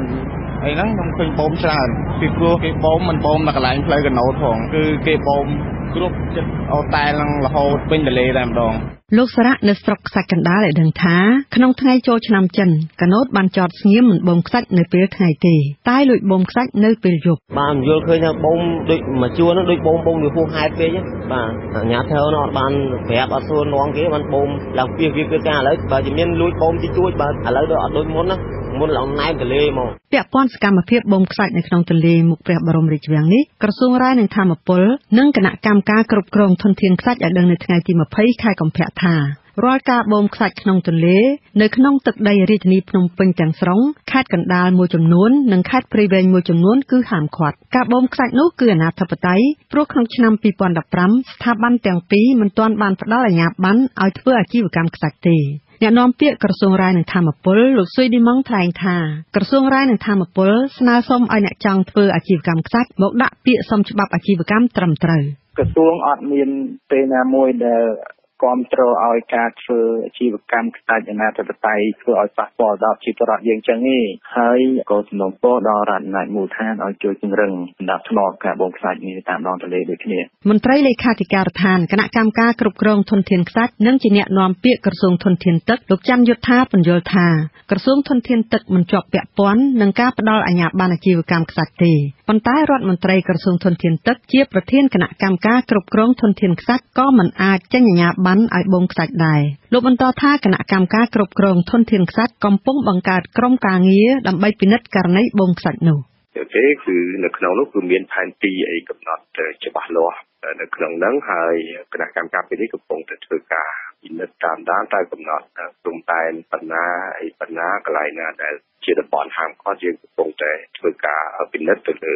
ទីតាំងភូមិសាស្ត្រទាំងអស់ហ្នឹងហើយទើបតែយើងមានវិធានការទៅតាមក្រោយបាទកាលពីថ្ងៃទី8ខែមករាឆ្នាំ2015រដ្ឋមន្ត្រីក្រសួងរាយនឹងធម្មពលលោកស៊ុយសែមបានចេញសេចក្តីប្រកាសស្តីពីនីតិវិធីបែបបទនិងលក្ខខណ្ឌនៃការផ្ដល់អាជ្ញាប័ណ្ណសិប្បកម្មធនធានរ៉ែនិងអាជ្ញាប័ណ្ណធនធានរ៉ែផ្សេងទៀតជាសិប្បកម្មនឹងខ្នាតតូចក្នុងបំណងជំរុញប្រសិទ្ធភាពក្នុងការលុបបំបាត់សកម្មភាពអាជីវកម្មយករ៉ែអនាធិបតេយ្យនិងការគ្រប់គ្រងសកម្មភាពអាជីវកម្មធនធានរ៉ែមានលក្ខណៈជាសិប្បកម្មនិងខ្នាតតូចអាជីវកម្មធនធានរ៉ែមានលក្ខណៈជាសិប្បកម្មនិងខ្នាតតូចដូចជាការប្រើប្រាស់ទុនវិនិយោគតិចបំផុតប្រើប្រាស់ឧបករណ៍សាមញ្ញដែលមានកំណត់នៅក្នុងមូលដ្ឋានអនុវត្តនៅក្នុងតំបន់ដែលកំណត់ធនធានរ៉ែរាយប៉ាយនៅក្នុងដីល្បាប់ខ្សាច់គ្រួសសេឡាក្នុងផ្ទៃដីមិនលើស1ហិកតានិងជម្រៅដីមិនលើស5ម៉ែត្រសេចក្តីប្រកាសរបស់ក្រសួងរាយនឹងធម្មពលដែរកាលពីចុងឆ្នាំ2014ថ្ងៃ30ខែធ្នូគឺបានកំណត់តំបន់មិនអនុញ្ញាតឲ្យមានអាជីវកម្មខ្សាច់នៅតាមដងទន្លេមេគង្គលើទន្លេមេគង្គក្រោមនិងទន្លេបាសាក់ក្នុងភូមិសាស្ត្ររាជធានីភ្នំពេញខេត្តកណ្ដាលនិងខេត្តព្រៃវែងសេចក្តីប្រកាសនោះបានអំពាវនាវឲ្យគ្រប់ស្ថាប័នប្រសិនបើឃើញមានកាណូទូកសាឡង់ធ្វើសកម្មភាពបូមខ្សាច់នៅក្នុងទន្លេនៅតំបន់ហាមឃាត់ទាំង3នេះអាជ្ញាធរពាក់ព័ន្ធត្រូវទប់ស្កាត់បង្ក្រាបនិងផ្តន្ទាទោសអ្នកប្រព្រឹត្តបទល្មើសតាមច្បាប់ស្តីពីការគ្រប់គ្រងនិងការធ្វើអាជីវកម្មធនធានរ៉ែតាមមាត្រា35នៃច្បាប់នោះព្រោះអតីតក្រសួងឧស្សាហកម្មរ៉ែនិងធម្មពលប្រកាសនារីកររាល់អាជ្ញាប័ណ្ណបូមខ្សាច់ទាំងអស់នៅក្នុងតំបន់ទន្លេបាសាក់ទន្លេមេគង្គលើនិងទន្លេមេគង្គក្រោមតាំងពីឆ្នាំ2011មកម្ល៉េះអ្នកនាំពាក្យក្រសួងរាយនឹងធម្មពលលោកស៊ុយឌីម៉ុងថ្លែងថាក្រសួងនេះមិនដែលផ្ដល់អាជ្ញាប័ណ្ណអាជីវកម្មខ្សាច់ដល់នីតិបុគ្គលឬរូបវ័ណ្ណបុគ្គលណាមួយក្នុងតំបន់ទន្លេទាំង3នេះទេក្រសួងរាយតាមពលនៅមិនទាន់បានចេញអាជ្ញាប័ណ្ណឲ្យទៅក្រុមហ៊ុនណាធ្វើការបូមខ្សាច់ឡើយទេមកដល់ពេលបច្ចុប្បន្ននេះដោយមូលហេតុក្រុមហ៊ុនអស់ហ្នឹងគាត់ត្រូវការធ្វើការសិក្សាជីវវិទ្យាហើយតែកំពុងតែរងចាំការសិក្សាជីវវិទ្យាពីក្រសួងធនធានទឹកពីគណៈកម្មការគ្រប់គ្រងធនធានខ្សាច់អញ្ចឹងការបូមខ្សាច់ទាំងអស់ដែលកើតមានឡើងក្នុងអំឡុងពេលនេះអាចសន្និដ្ឋានបានថាមិនទាន់មានអាជ្ញាប័ណ្ណត្រឹមត្រូវពីក្រសួងរាយតាមពលឡើយទេទោះជាមានការអះអាងពីមន្ត្រីគណៈកម្មការគ្រប់គ្រងធនធានខ្សាច់និងមន្ត្រីក្រសួងរាយនឹងធម្មពលថាមិនផ្ដល់អាជ្ញាប័ណ្ណដល់ក្រុមបូមខ្សាច់ណាមួយនោះក៏ដោយគេឃើញសកម្មភាពបូមខ្សាច់ក្នុងទន្លេមុខព្រះបរមរាជវាំងដោយសាឡង់និងកាណូតធំជាង10គ្រឿងនៅតែធ្វើសកម្មភាពក្នុងទន្លេហាមឃាត់ដដែលដោយគ្មានការទប់ស្កាត់បទល្មើសនោះទេនៅមុនចូលឆ្នាំចិនដែលនាំឲ្យមានការបាក់ដីចូលទន្លេនៅខណ្ឌច្បារអំពើរាជធានីភ្នំពេញនិងនៅខេត្តកណ្ដាលនាងខ្ញុំអុកសាយបូរីវិទ្យុអាស៊ីសេរីភ្នំពេញ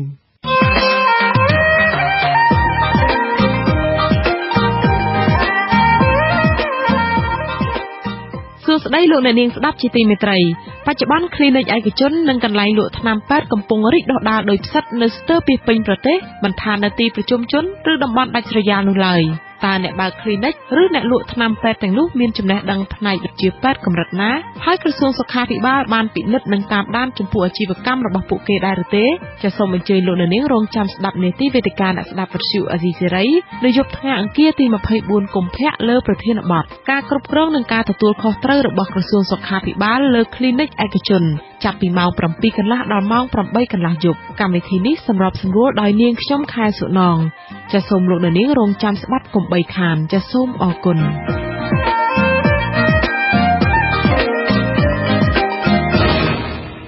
លោកនាងជាទីមេត្រីទួលអស់លោកបារាយអណ្ដែតក្នុងខេត្តព្រៃវែងគឺជាតំបន់រមណីយដ្ឋានទេសចរនិងជាទីតាំងសក្ការៈបូជាមួយកន្លែង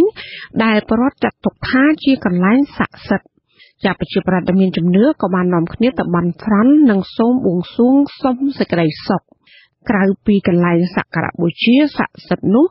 ទួលអស់លោកបារាយអណ្ដែតក៏ជាកន្លែងដែលប្រវត្តិទៅលេងលំហែកាយផងដែរចាលោកមុំសុផុនដែលបានចុះទៅយកព័ត៌មានដល់ទីកន្លែងមានសេចក្តីរាយការណ៍នេះដូចតទៅមនុស្សចាស់ជាអាចារ្យ 3-4 នាក់កំពុងតែអង្គុយរងចាំទទួលស្វាគមន៍ពុទ្ធបរិស័ទដែលមានជំនឿផ្នែកអរូបីទៅបន់ស្រន់ឬយកគ្រឿងសក្ការៈបូជាទៅថ្វាយឬសុំសេចក្តីសុខនៅឯទួលមួយដោយអ្នកស្រុកហៅថាទួលអស់លោកបារាយអណ្ដែតទីទួលនោះជាកន្លែងសក្ការៈបូជានិងជាទីរមណីយដ្ឋានផងនោះគឺនៅភាគខាងត្បូងសាលាខេត្តព្រៃវែងប្រមាណជា 2 គីឡូម៉ែត្រលោកសុកវ៉ាជាអាចារ្យដែលនៅមើលថែទីសក្ការៈបូជានោះប្រហែលជា20ឆ្នាំមកហើយបានមានប្រសាសន៍ឲ្យដឹងថាទួលបារាយអណ្ដែតនេះមានប្រជាពលរដ្ឋមកលេងកម្សាន្តនិងមកបួងសួងជាប្រចាំថ្ងៃជាពិសេសនៅថ្ងៃសៅរ៍ថ្ងៃអាទិត្យឬថ្ងៃឈប់សម្រាកបុណ្យជាតិជាដើមគឺមានអ្នកមកលេងកកករាល់ថ្ងៃមិនថាមិនទឹកថ្ងៃសៅរ៍ទេបាទមកបើថាថ្ងៃណាវាច្រើនថ្ងៃណាតិចទេបាទមកចឹងទៅកម្មវិធីជាចឹងទៅដូចថាអ្នកមានថ្វាយជុកថ្វាយចឹងទៅគេហូបគេបន់ស្រន់វាគេចាប់សពគ្រប់ចឹងទៅគេមកសុំជុកថ្វាយនឹងយកទៅហូបសពទៅកម្មវិធីគេនឹងទៅបាទលោកព្រឹទ្ធាចារ្យមានប្រសាសន៍ទៀតថាក្រៅតែពីប្រជាពលរដ្ឋមកលេងកម្សាន្តនោះគឺទួលអស់លោកបារាយអណ្ដែតនេះជាកន្លែងសក្ការៈដ៏ស័ក្តិសិទ្ធិសម្រាប់អ្នកមានជំនឿលោកមានប្រសាសន៍បញ្ជាក់ទៀតថាអ្នកដែលមកបួងសួងឬបន់ស្រន់នោះគឺមិនមែនតែប្រជាពលរដ្ឋដែលរស់នៅក្នុងខេត្តព្រៃវែងទេគឺមានទាំងអ្នកធ្វើដំណើរមកពីខេត្តសៀមរាបខេត្តបាត់ដំបងឬខេត្តបន្ទាយមានជ័យជាដើមគេសំបន់ស្រន់អញ្ចឹងក៏មកលាមាត់លាពីលាសម្ដីអញ្ចឹងទៅគេយកលោកមកស្វាឲ្យមកធ្វើបន់តាមវិធីនឹងទៅដើរឆ្លងអីចឹងទៅសុំតែក្តីសុខក្តីវិរែនពីគេអញ្ចឹងទៅឲ្យបានសុខបានវិរែនព្រោះមួយឆ្នាំគេទៅមកធ្វើម្ដងក៏មានដែរបាទអញ្ចឹងហើយអ្នកធ្លាប់ធ្វើបាទហើយអ្នកដែលគ្នាមិនធ្លាប់ធ្វើលៀងថាមកបន់ស្រន់នេះថាបានសម្រេចគេត្រូវដើរអញ្ចឹងគឺក៏មុនលោកមកទៅបាទពីហើយចាស់ទុំអីមកជាមួយមករមណីយដ្ឋានដែលមានដើមឈើធំអាកាសធាតុត្រជាក់នេះជាទីសក្ការៈបូជាច្រើនកន្លែងដោយសារតែអ្នកដែលមកបន់ស្រន់ឬបួងសួងបានសម្រេចហើយអ្នកទាំងនោះមានសទ្ធាជ្រះថ្លាកសាងទីសក្ការៈបូជាថ្វាយមានចេកនិងដូងជាដង្វាយផងនោះលោកលីដុងអាយុ72ឆ្នាំរស់នៅក្រុងព្រៃវែងខេត្តព្រៃវែងមានប្រសាសន៍ថាលោកបានមកថ្វាយនៅទួលអស់លោកបារាយអណ្ដែតនេះជារៀងរាល់ឆ្នាំនៅពេលមានពិធីបុណ្យប្រពៃណីឬពិធីបុណ្យសាសនាជាដើមលោកបានអះអាងថាការបន់ស្រន់របស់លោកបានស័ក្តិសិទ្ធិណាស់សម្រាប់គ្រួសាររបស់គាត់គឺថាយើងប្រាថ្នាអ្វីតែងតែបានសម្រេចដោយសេចក្តីប្រាថ្នាឲ្យតែយើងធ្វើនៅអំពើល្អដែលព្រះអង្គជួយគ្រប់គ្រងយើងជានិច្ចណាហើយជាពិសេសគឺខ្ញុំនិយាយចំរឿងផ្ទាល់ខ្លួនទៅចុះកន្លងមកនេះគឺថាខ្ញុំមានជំនឿលើព្រះអង្គទួលបារាយដែរនេះហើយខ្ញុំក៏បានបែបបន់ដែរពេលនោះថាពេលណាដែលខ្ញុំមានរស់ស៊ីមានបានជាពិសេសគឺថាបងប្រាថ្នាឲ្យមានឱសថស្ថាន1 2សម្រាប់កូនណាពេលនោះកូនខ្ញុំនៅរៀននៅឡើយទេខ្ញុំក៏នៅធ្វើការដែរជាមួយប្តីប្រពន្ធណាហើយដល់ខ្ញុំបែបបន់ចឹងទៅក៏បានស័ក្តិសិទ្ធិដោយប្រាថ្នាមែនតាមឯកសាររបស់មន្ទីរវប្បធម៌ខេត្តព្រៃវែងបានសរសេរថាតាមការចងក្រងដំណើរតគ្នារបស់ចាស់ទុំគឺទួលបារាយនេះមានឈ្មោះដើមទួលសំពៅលិចគឺនៅពេលដែលយូរលង់មកនោះមានសំពៅរបស់កងទ័ពជើងទឹកបានធ្វើដំណើរឆ្លងកាត់នៅតំបន់នោះដើម្បីចេញធ្វើចម្បាំងបណ្ដេញសត្រូវលុះដល់ដំណើរមកដល់ទីនេះសំពៅក៏បានលិចលុះក្រោយមកមានស្មៅសារាយនិងលំអងធូលីបានរសាត់តាមទឹកមកព័ទ្ធជុំវិញហើយសំពៅនោះបានលិចបន្តិចម្ដងក៏បានคล้ายទៅជាទួលមួយដែលមានឈ្មោះថាទួលសំពៅលិចហើយក៏បានប្រែឈ្មោះជាទួលបារាយអណ្ដែតវិញព្រឹទ្ធាចារ្យសុកវ៉ាដែលជាអ្នកនៅថែរក្សាទីនោះជិត20ឆ្នាំមកហើយនោះមានប្រសាសន៍ថាតាមចាស់ដំណើរត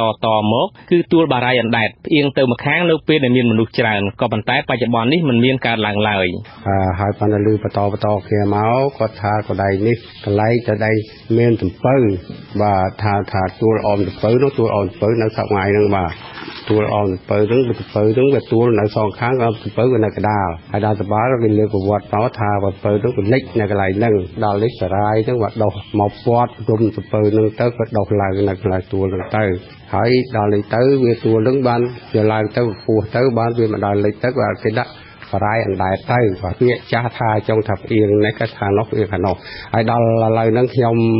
មកនៅសប្តាហ៍ហ្នឹងគឺថាទឹកមកនៅនឹងមែនប៉ុន្តែអត់មានផ្អៀងទេធម្មតាដៃការគាត់ដៃថាពីមុនហ្នឹងគាត់ថាផ្អៀងខាងនេះគឺខាងនោះផ្អៀងខាងនោះហើយដល់មកឥឡូវហ្នឹងវាអត់មានផ្អៀងបាទវានៅនឹងធម្មតាតែអត់មានផ្អៀងអីទេបាទប៉ុន្តែមិនលិចទួលអស់លោកបារាយអណ្ដែតនេះបច្ចុប្បន្ននៅក្រោមការមើលថែរបស់មន្ទីរវប្បធម៌និងវិចិត្រសិល្បៈខេត្តព្រៃវែងដោយមានអ្នកបោះសម្អាតយាមមើលថែរក្សាព្រៃឈើនិងព្រៃលិចទឹកដែលនៅក្បែរនោះមិនឲ្យប្រជាពលរដ្ឋកាប់រុករានផងរំលីថាដែលមានព្រៃឈើមកលុបត្រជាក់ផងនោះក្រៅតែប្រជាពលរដ្ឋមកបន់ស្រន់បួងសួងក៏មានក្រុមយុវជននាំគ្នាទៅលេងកម្សាន្តជាក្រុមឬជាគ្រួសារដែរលោកមេងសុភារស់នៅក្នុងក្រុងព្រៃវែងខេត្តព្រៃវែងបានថ្លែងថាម្ដងម្កាលលោកបានយកដង្វាយមកថ្វាយដល់វត្ថុស័ក្តិសិទ្ធិនៅទីទួលអស់លោកបារាយអណ្ដែតនេះហើយក៏ឆ្លៀតឱកាសនាំក្រុមគ្រួសារមកលេងកម្សាន្តដែរក្រៅពីមកបន់ខ្ញុំនាំប្រពន្ធកូនក្រុមគ្រួសារមកលេងនៅទីនេះព្រោះទីនេះមានខ្យល់អាកាសបរិសុទ្ធហើយមានម្លប់ដើមឈើធំដូចជាដើមច័ន្ទគិរីដើមពោដើមអីចឹងទៅហើយវាត្រជាក់មានខ្យល់បរិសុទ្ធមកធ្វើឲ្យអារម្មណ៍យើងស្រស់ថ្លាទោះជាយ៉ាងណាអ្នកទេសចរបានសូមឲ្យអាជ្ញាធរដែលពាក់ព័ន្ធអភិវឌ្ឍនៅតំបន់ទេសចរនិងទីសក្ការៈបូជានេះបន្ថែមទៀតដើម្បីទាក់ទាញភ្ញៀវទេសចរខ្ញុំមុំសុផុនវិទ្យុអាស៊ីសេរីរាយការណ៍ពីខេត្តព្រៃវែង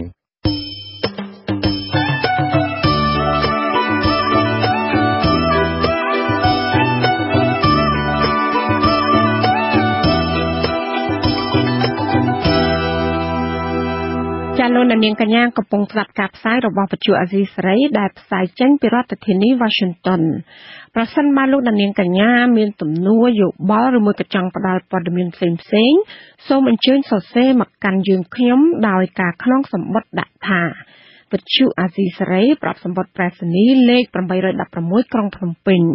ចំពោះលោកនាងដែលប្រើអ៊ីមែលសូមប្រើអាសយដ្ឋានkhmae@rfa.org ឬមួយទូរស័ព្ទមកកាន់លេខ012 811 911ចាសសូមអរគុណ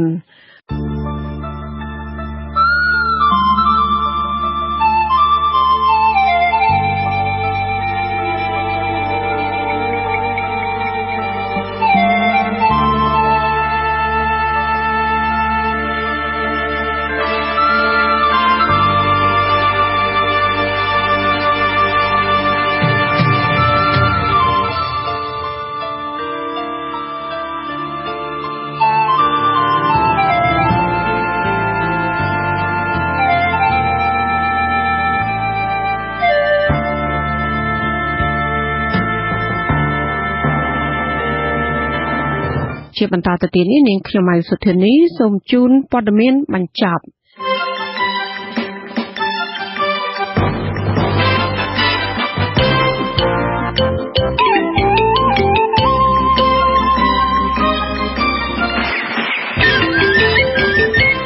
មន្ត្រីជាន់ខ្ពស់ក្រសួងមហាផ្ទៃបានដឹងថាអគ្គនាយកដ្ឋានអន្តរប្រវេសន៍កំពុងរៀបចំលិខិតមួយច្បាប់ជូនដំណឹងទៅលោក Alejandro Gonzalez Davidson ស្ថាបនិកអង្គការមេដាធម្មជាតិរៀបចំខ្លួនចាក់ចេញពីប្រទេសកម្ពុជាដោយសារតែព្រឹត្តិការណ៍របស់លោកផុតកំណត់កាលពីថ្ងៃទី20ខែកុម្ភៈទោះបីជាលោកអាឡិចកំពុងរស់នៅក្នុងប្រទេសកម្ពុជាជាជនអន្តោប្រវេសន៍ខុសច្បាប់ក្តីក៏ប៉ុន្តែក្រសួងមហាផ្ទៃនៅបន្តបញ្ជាក់ថានឹងមានវិធានការបែបណាលើជនបរទេសរូបនេះនៅឡើយទេមន្ត្រីសង្គមស៊ីវិលសំណូមពរឲ្យរដ្ឋាភិបាលយកចិត្តទុកដាក់លើកកម្ពស់ជីវភាពរស់នៅរបស់កងកម្លាំងប្រដាប់អាវុធដើម្បីឲ្យពួកគេនិងក្រុមគ្រួសារអាចរស់នៅប្រកបដោយភាពថ្លៃថ្នូរចាស់សំណើនេះគឺធ្វើឡើងនៅបន្ទាប់ពីសមត្ថកិច្ចជាច្រើនរយនាក់នៅតែរងចាំការដាក់ទានពីឈ្មោះអ្នកមានក្នុងឱកាសប្រពន្ធចូលឆ្នាំចិនវៀតណាមដូចជាឆ្នាំមុនមន្ត្រីសង្គមស៊ីវិលចាត់ទុកថាការបណ្ដោយឲ្យកងកម្លាំងប្រដាប់អាវុធមានប្រាក់ខែចាយមិនគ្រប់នោះគឺជាសញ្ញាមួយបង្ហាញពីភាពបរាជ័យក្នុងនយោបាយកែតម្រង់ស៊ីជម្រៅរបស់លោកហ៊ុនសែន នៅអាណត្តិទី5នេះរាជរដ្ឋាភិបាលប្រកាសគោលនយោបាយកែតម្រង់ស៊ីជម្រៅដែលបានសន្យាថានឹងដំឡើងប្រាក់បៀវត្សឲ្យមន្ត្រីរាជការនិងកងកម្លាំងប្រដាប់អាវុធដើម្បីធានាប្រសិទ្ធភាពការងារនិងធានាឲ្យអ្នករាជការទាំងអស់នោះរស់នៅបានសមរម្យចាត់ដំណឹងពីខេត្តកំពង់ឆ្នាំងកម្មកររោងចក្រកាត់ដេរស្បែកជើងនៅភូមិចំការស្វាយឃុំសេដ្ឋីស្រុកសាមគ្គីមានជ័យជិត50នាក់បានដួលសន្លប់ព្រោះតែភិតភ័យដោយសារតែឆេះស្បែកនិងផ្ទុះម៉ាស៊ីនកម្ដៅស្បែកកាលពីម្សិលមិញមន្ត្រីសហជីពសេរីកម្មករនៃប្រជាណាចក្រកម្ពុជាសាខាខេត្តលោកកានសុកវីបានដឹងថាកម្មករបានដួលសន្លប់លើកទី1ដោយសារតែភ័យស្លន់រត់បុកគ្នាចេញទៅរោងចក្រគឺនៅបន្ទាប់ពីដឹងថាម៉ាស៊ីនកម្ដៅស្បែកបានឆេះនៅពេលដែលយកស្បែកទៅកម្ដៅហើយកម្មករមួយចំនួនទៀតក៏បានដួលសន្លប់លើកទី2នៅពេលដែលថៅកែហៅឲ្យចូលធ្វើការវិញដោយសារតែធំក្លិនឈួលនៅក្នុងបរិវេណរោងចក្រ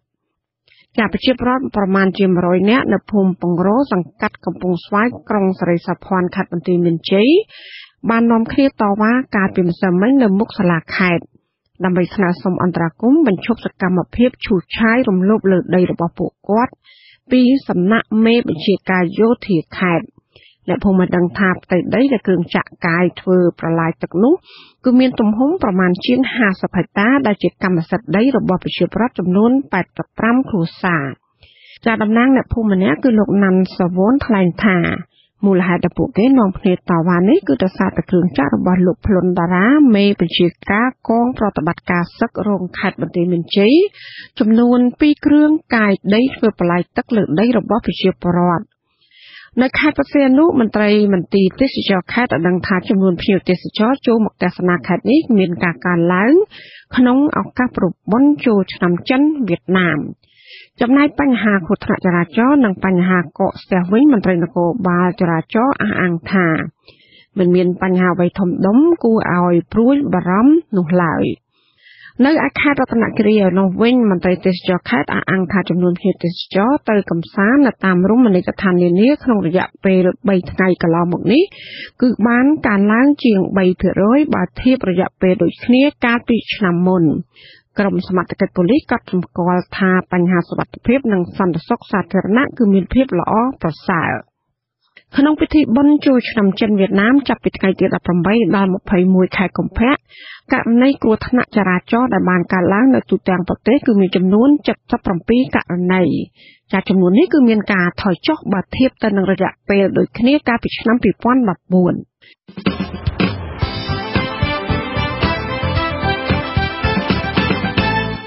លោកអ្នកនាងអ្នកស្ដាប់យុតិមេត្រីកម្មវិធីផ្សាយរយៈពេល1ម៉ោងនៃវិទ្យុអាស៊ីសេរីជាភាសាខ្មែរសម្រាប់ពេលនេះចាប់តែប៉ុណ្ណេះ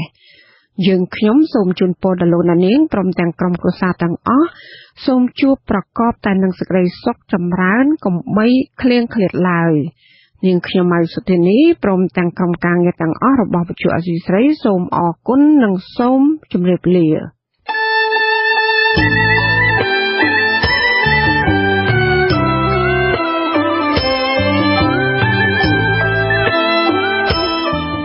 វិទ្យុអាស៊ីសេរីផ្សាយតាមរយៈរលកធាតុអាកាសខ្លីឬ shortwave តាមកម្រិតនិងកម្ពស់ដូចតទៅនេះពេលព្រឹកចាប់ពីម៉ោង 5 កន្លះដល់ម៉ោង 6 កន្លះម៉ោងនៅកម្ពុជាលោកអ្នកនាងអាចស្ដាប់វិទ្យុអាស៊ីសេរីតាមរយៈរលកធាតុអាកាសខ្លី 11850 kHz ស្មើនឹងកម្ពស់ 25m ពេលយប់ចាប់ពីម៉ោង 7 កន្លះដល់ម៉ោង 8 កន្លះតាមរយៈរលកធាតុអាកាសខ្លី 11750 kHz ស្មើនឹងកម្ពស់ 26m លោកអ្នកនាងក៏អាចស្ដាប់ការផ្សាយផ្ទាល់របស់វិទ្យុអាស៊ីសេរីតាមប្រព័ន្ធអ៊ីនធឺណិតដោយចូលទៅកាន់គេហទំព័រ www.rfa.org/ ខ្មែរនិងស្ដាប់តាមការផ្សាយបន្តរបស់វិទ្យុ FM មួយចំនួនដូចតទៅវិទ្យុស្ទឹងខៀវ FM 98.70 MHz នៅខេត្តបាត់ដំបងនៅពេលព្រឹកចាប់ពីម៉ោង 7 ដល់ម៉ោង 8 និងពេលយប់ចាប់ពីម៉ោង 10 ដល់ម៉ោង 11 វិទ្យុពាណិជ្ជកម្ម FM 99.70 MHz នៅខេត្តកំពង់ចាមដែលផ្សាយនៅពេលព្រឹកចាប់ពីម៉ោង 7 ដល់ម៉ោង 8 និងពេលយប់ចាប់ពីម៉ោង 10 ដល់ម៉ោង 11វិទ្យុសំឡេងកូនខ្មែរ FM 88.70 MHz នៅខេត្តកំពតដែលផ្សាយនៅពេលព្រឹកចាប់ពីម៉ោង 7 ដល់ម៉ោង 8 និងពេលយប់ចាប់ពីម៉ោង 9 ដល់ម៉ោង 10 វិទ្យុស្ត្រី FM 102 MHz នៅភ្នំពេញ FM 104.25 MHz នៅខេត្តកំពង់ធំនិង FM 92.25 MHz នៅខេត្តស្វាយរៀងដែលផ្សាយនៅពេលព្រឹកចាប់ពីម៉ោង 7 ដល់ម៉ោង 8 និងពេលយប់ចាប់ពីម៉ោង 10 កន្លះដល់ម៉ោង 11 កន្លះវិទ្យុសម្បកឃ្មុំ FM 105 MHz នៅពេលព្រឹកចាប់ពីម៉ោង 6 ដល់ម៉ោង 7 និងនៅពេលយប់ចាប់ពីម៉ោង 8 កន្លះដល់ម៉ោង 9 កន្លះវិទ្យុ FM 90 MHz នៅភ្នំពេញវិទ្យុឃ្លាំងមឿង FM 90.25 MHz នៅខេត្តបាត់ដំបងវិទ្យុស្ទឹងសែន FM 88.5 MHz នៅខេត្តកំពង់ធំនិងវិទ្យុគិរីដងរែក FM 90.25 MHz នៅខេត្តឧត្តរមានជ័យដែលផ្សាយនៅពេលព្រឹកចាប់ពីម៉ោង 6 កន្លះដល់ម៉ោង 7 កន្លះនិងពេលយប់ចាប់ពីម៉ោង 9 កន្លះដល់ម៉ោង 10 កន្លះវិទ្យុអង្គររដ្ឋា FM 95.5 MHz នៅខេត្តសៀមរាបដែលផ្សាយនៅពេលព្រឹកចាប់ពីម៉ោង 7 ដល់ម៉ោង 8 និងនៅពេលយប់ចាប់ពីម៉ោង 8 កន្លះដល់ម៉ោង 9 កន្លះនិងវិទ្យុអន្តរជាតិ TV FM 90.25 MHz នៅខេត្តសៀមរាបដែលផ្សាយនៅពេលព្រឹកចាប់ពីម៉ោង 7 ដល់ម៉ោង